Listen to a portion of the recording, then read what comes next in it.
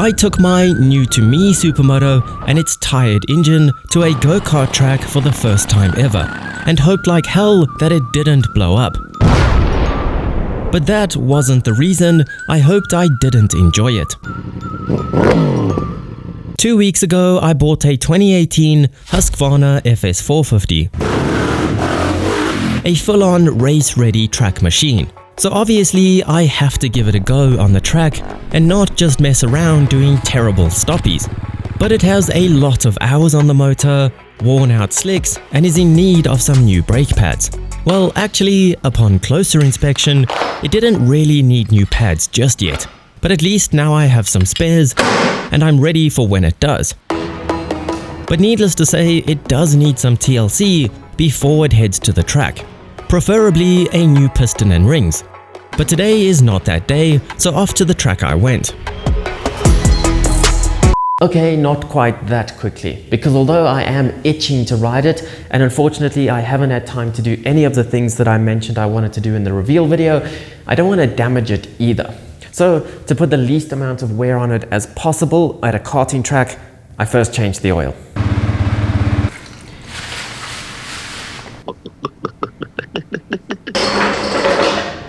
I also checked the tire pressures on my treadless rubber and threw some lube on the chain.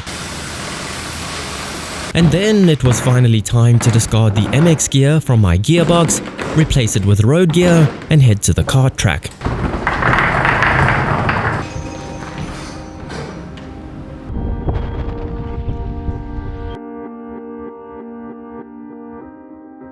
This is my local karting track, and it's the first time I've ever ridden here. Apparently they don't like scooters, but they do seem to like planes because there's a Boeing 737 fuselage in the middle of the track. That'll hurt if you hit it.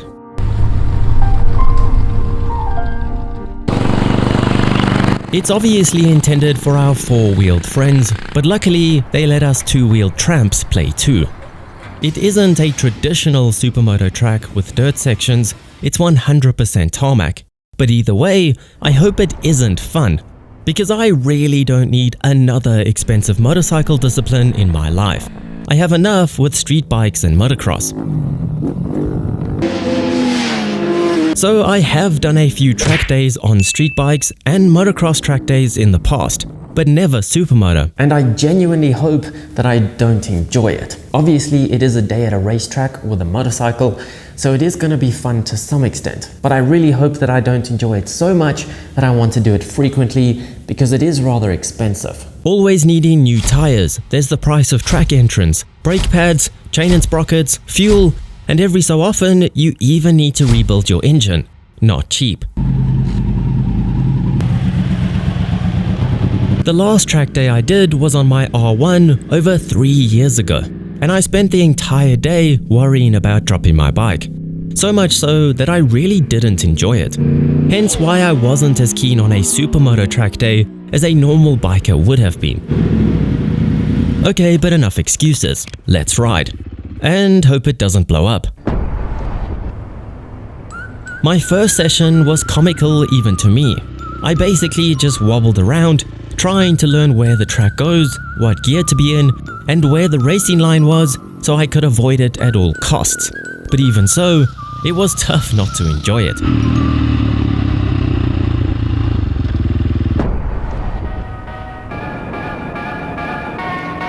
The second session was fairly similar. I now knew which way the track went, but was struggling with lines. This section, for example, kept catching me out. The two right-handers are fun, but then there are 3 left-handers in a row. The first 2 are off camber, and I would forget about the third left-hander and not be set up for it at all, and lose all my momentum, which I was relying on, because I was short shifting, trying not to overwork my tired motor. Coming up this hill, I couldn't see the apex or the exit of this right-hander, and at first also assumed it was tighter than it really was, and shed far too much speed before it, and attempted to apex much later than necessary. But for some reason, I always enjoyed riding past the 737, and then this section of the track was probably my favorite. You can keep the bike constantly leant over for these 2 right-handers, and then going to this little chicane that had tires on the apex, which I always thought I was going to clip despite being miles away from them.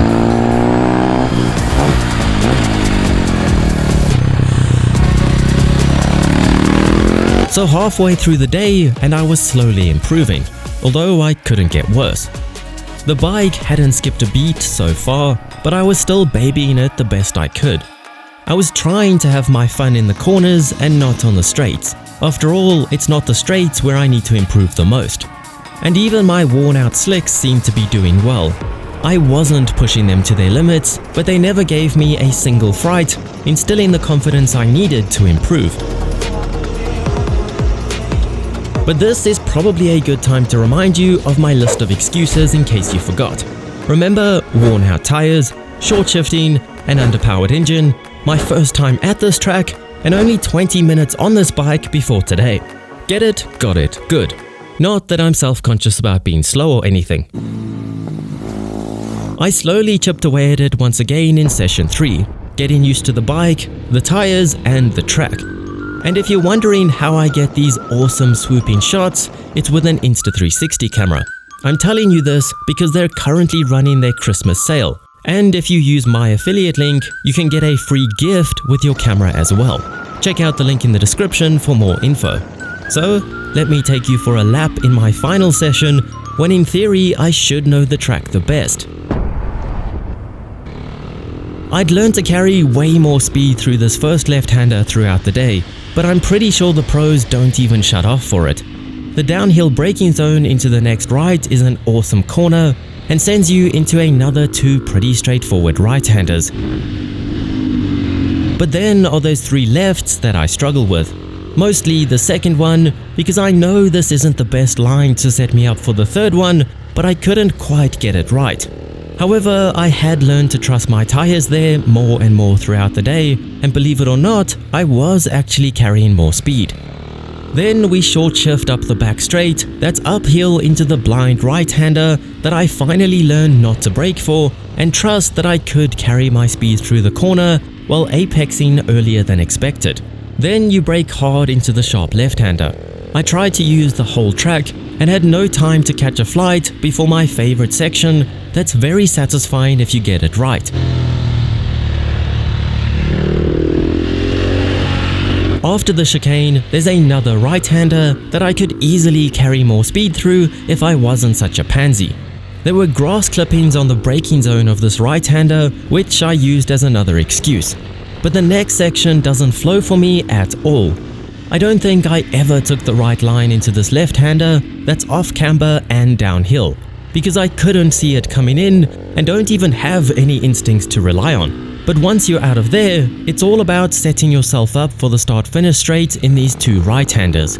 However, the straight itself feels too short to get to the opposite side of the track before the next corner. And just like that, we've completed another addictive lap. It's crazy how you can feel like you're flying on the bike and improving constantly, and then when you see footage of you riding, it looks like you're standing still.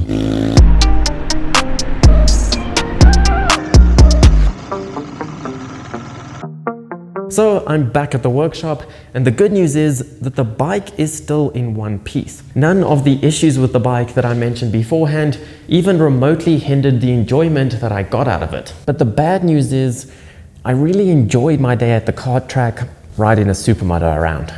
It wasn't as strange trying to ride a dirt bike fast on the road as I expected. It was loads of fun testing my own limits, trying something completely new to me, and it undoubtedly improved my riding because I could safely find my own personal limits.